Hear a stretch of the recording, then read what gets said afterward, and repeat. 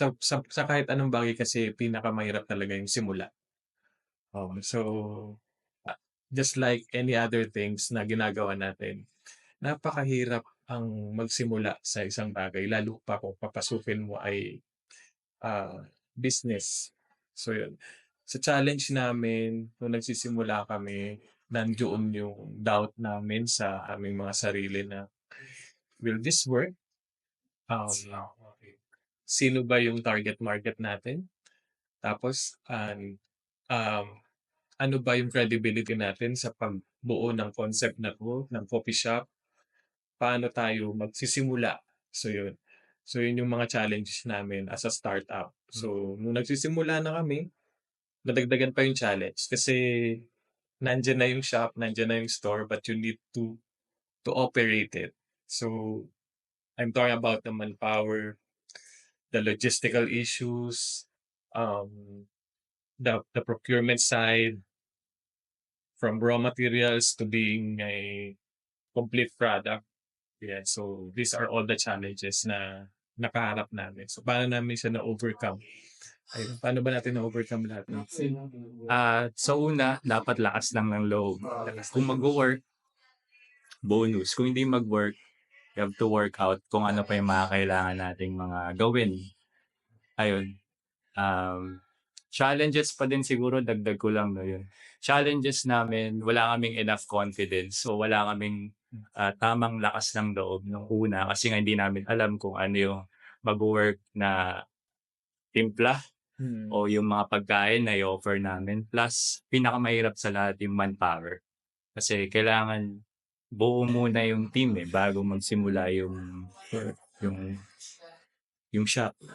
And then na-overcome namin yung challenges. Yun, you have to trust your people. You have to you have to trust yourself. Siyempre. Then by being consistent and terminated. Ayun, there will be sleepless nights. Ibig sabihin, dami naming walang tulog na correct? na araw na nagsisimula. Kahit na nag-ooperate na, sobrang dami naming puyat. Pero it's all worth it. Pero yun, syempre, dapat hindi naman laging walang tulog kasi paano naman natin madedevelop yung mga processes. Kaya Yeah. sabi niya dito, shares also some of your wins. Yeah. So ang biggest winning namin dito nung nagsisimula kami as a startup coffee entrepreneur ay yung maka-receive kami ng magagandang feedback mula doon sa mga customers namin na we're doing good and we give them value. So makita namin yung mga smiles nila, nakita namin yung kanilang um, written feedback. Like Mm. some of our customers here, nagli-leave sila ng notes, drawings of appreciation to what we are doing as a coffee shop. So these are the things na we really appreciate.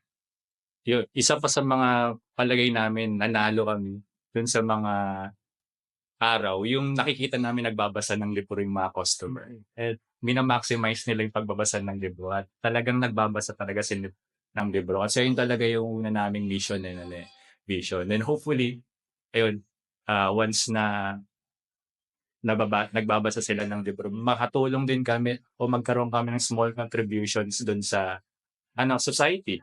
Kasi para hindi lang puro smartphones, hindi sila kainin ng social media. Yun.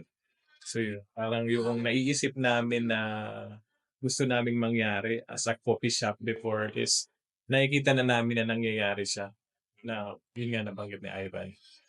People are become more interested now into books. Tapos nakikita namin na valuable yung ginagawa nila sa loob ng shop. They do work here, they do their assignments here. So parang nakapagbigay kami ng isang lugar sa community na kung saan ah nagmo-mold tayo ng kabataan na pwedeng maging mga future leaders lang din, 'di ba? So malaki yung impact ng shop sa community, that's what I'm saying.